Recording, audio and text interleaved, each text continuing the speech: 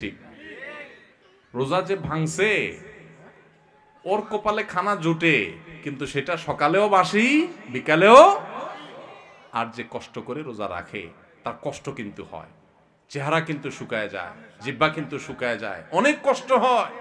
কিন্তু কষ্ট করে যদি সে রোজাটা রাখতে পারে শুধুমাত্র, তাহলে সূর্য ডুবার আগে থেকে তার আদর শুরু হয়, মায়া শুরু হয়, কদর শুরু হয়। সূর্য ডুবার পর তার খানার খানা, আদর আর আদর, যত্ন আর যত্ন। ঠিক না বেঠিক ভাই আমার?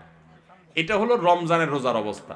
রমজানের রোজাতে রোজা ভেঙে ফেললে তার পরিণতি কি হয় আমরা দেখাইলাম, আর যে রোজা রাখে তার সুফল কি সে পায় সেটাও আমরা দেখাইলাম। এবার আসেন, একটু আগে আমরা বললাম রমজানের রোজা হলো 14 ঘন্টা, 15 ঘন্টা, 16 ঘন্টার রোজা, আর আমাদের পুরো জীবনটা হলো সারা জীবনের রোজা। আল্লাহু আকবার। সারা জীবনের রোজাও ওই রমজানের রোজার মতো অনেকে ভেঙে ফেলে। কিভাবে ভাঙে আসেন এবার বুঝি।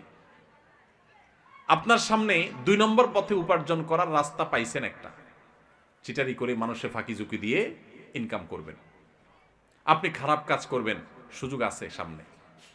আপনি সেটা যদি করেন তাহলে আপনার জীবনের রোজা ভেঙে ফেললেন। আর যদি বলেন না, আমি তো ওই যে জীবনের রোজা আছি, আল্লাহ যে নিষেধ করছে এগুলো করতে, এই জন্য আমি হারাম করব না, আমি যাব না অন্যায় পথে, তাহলে আপনি জীবনের রোজাটা রাখলেন। কথা কি বুঝতে পারছেন?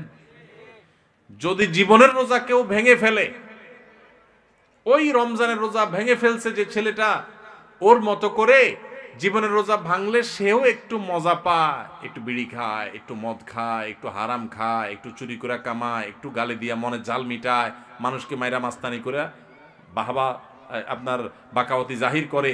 এরকম জীবনের রোজা ভেঙে ফেললে, আল্লাহর আদেশ নিষেধগুলো ভেঙে ফেললে, হারাম কাজ করলে, অন্যায় কাজ করলে সাময়িকভাবে একটু মজা পায়, তৃপ্তি পায়, ওই যে ছেলেটা যেরকম পাইছে সেরকম।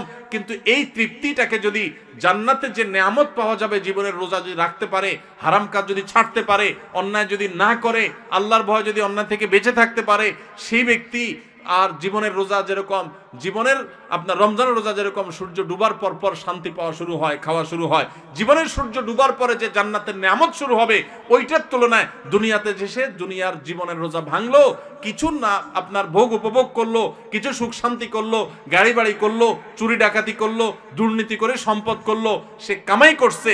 কিন্তু ইমানদার ব্যক্তি পুরা জীবনভর রোজা রেখে আল্লাহর হারাম কাজ থেকে বেঁচে থেকে তার অনেক কষ্ট হয়, তার চলতে অসুবিধা হয়, তার মাস চলে না, কারণ সে হালাল পথে চলে, তার চেহারা শুকিয়ে আসে, সে অন্যায় পথে যেতে পারে না।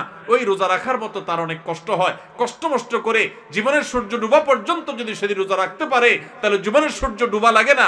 জীবনের সূর্য ডুবার আগেই আল্লাহর ফেরেশতারা কোরআন আয়াতে বলে দিয়েছে, এসে তাকে বলে দে, আল্লাহ তাখাফু ওয়ালা তাহজানু ওয়া আবশিরু বিল জান্নাতিল্লাতী কুনতুম তুআদুন। তোমার কোনো ভয় নেই, তোমার কোনো শঙ্কা নেই, তুমি গোটা জীবন রোজা রেখেছো, আল্লাহর সমস্ত আদেশগুলো মেনে চলেছো, তুমি হক হালালে চলেছো, অন্যায় পথে চলো নাই, খারাপ লোকের সাথে উঠো নাই, বসো নাই, তুমি সারা জীবন ভালো চলেছো। অতএব আর একটু সবর করো, তোমার জীবনের সূর্য ডুবে যাবে, আর সাথে সাথে জান্নাতের সাথে তোমার কানেকশন হয়ে যাবে।